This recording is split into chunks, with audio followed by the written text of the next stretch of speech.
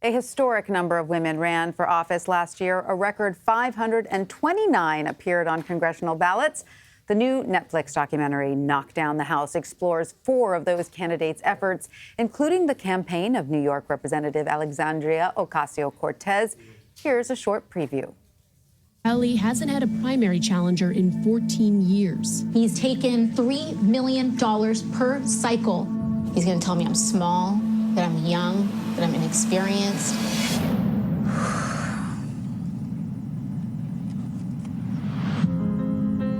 My mom cleaned houses growing up. I never really saw myself going into politics.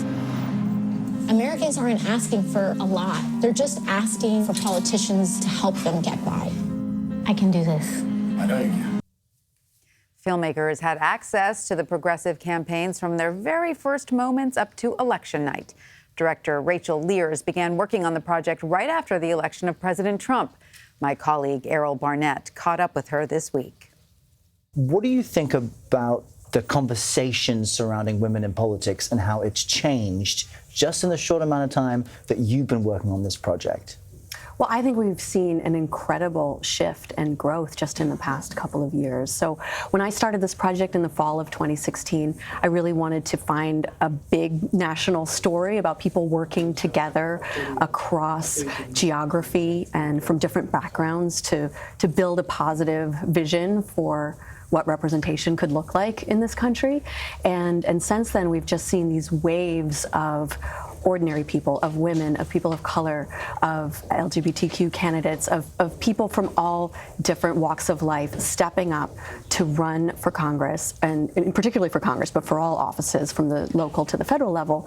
And now we have the most diverse and progressive Congress in our nation's history. What struck me watching your documentary is the cross-section of women and how the aim from this group that recruited them was to get regular folks, regular working women from everyday America, whatever that may be. Talk to me about the women that you decided to follow on their journey, hoping to get into Congress. Yeah, exactly. So the original concept for this film was to follow people, regular working people, in the process of transforming themselves into viable candidates for federal office. And what does that look like? What does it feel like? So we followed 4 candidates: Alexandria Ocasio-Cortez here in New York, and of course she's a household name now, but we started working with her back in March of 2017 before she'd actually finalized her decision to run. So it's really exciting to go through that entire process with her.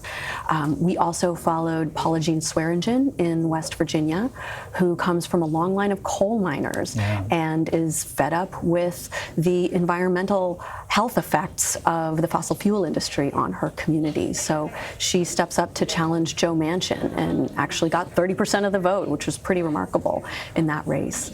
Cori Bush in Ferguson, Missouri, is a nurse and a pastor and a community activist there. And she ran in this past year. We followed her campaign. She's actually already declared that she's running again this cycle. And we also worked with Amy Villela, who ran in Las Vegas. And she was motivated by tragedy, actually. She'd lost her 22-year-old daughter just a couple of years ago because when her daughter went to the ER and couldn't provide proof of insurance, she wasn't actually treated, and she died several weeks later as a result. So each of these women have very personal reasons, personal experiences of injustice and hardship and loss that I think a lot of everyday Americans can relate to, and that's what they bring to their campaigns. And I must say that watching it, that's what made each journey so moving. For each of these candidates, it was an incredibly personal mission that was driving them. You mentioned AOC, who is the most recognizable of the folks that you followed. House Speaker Nancy Pelosi has now repeatedly downplayed AOC's significance as this new young progressive voice in Congress. I just want you to listen to what she said to 60 Minutes in a recent interview. Here's part of what she said about the Congresswoman. You have these wings, AOC and her group on one side. That's like 5 people. No, it's the progressive group. It's more than 5. I'm a progressive, yeah. Okay, so it's like 5 people and I'm a progressive too. What do you make of that response? Is this something that Congresswoman Ocasio-Cortez is fully prepared to receive, and how effective do you think AOC has been since she's been sworn in? Well, I think that this is something she's prepared to receive because it's what all of these candidates have been dealing with since the day they launched their campaigns. You know, being underestimated by people who are already in power, people who have held their positions for a long time, who, of course, don't expect that any newcomer is really going to be bringing that much to the table. So there's underestimation that's happening there.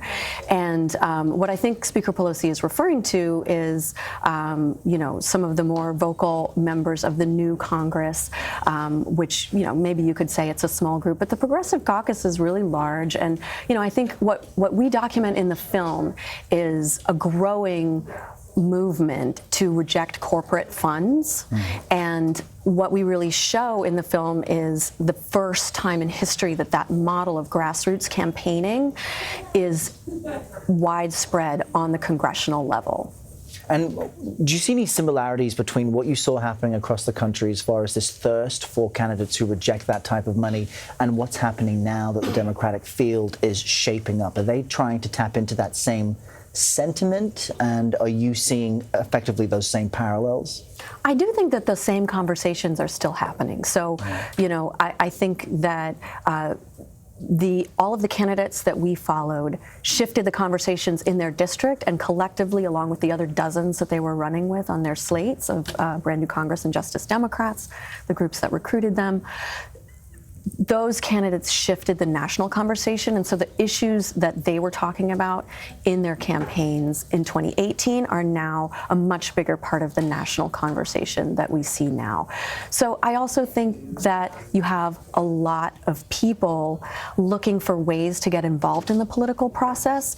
And what we want to show in the film is just what that can look like. And everything from voting to coming out to knock doors for a candidate that inspires you to running yourself. And do you think that when someone, after they finish watching your documentary, will be encouraged or discouraged to run for the first time for office?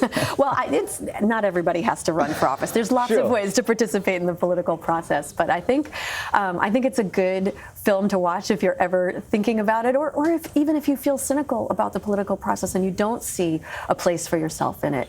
I think what we're trying to do and what we've seen with the audiences across the country at film festivals and special screenings is that it does engage people. It does give people hope across the political spectrum. We've had fantastic responses from folks on both sides of the aisle. Just to have this conversation about what democracy is, what it can be, and what it should be in this country. Rachel Lear, thank you so much for your time. Thank you so much. Appreciate it. And that was Errol Barnett with filmmaker Rachel Lear. The documentary Knock Down the House comes out on Netflix May 1st.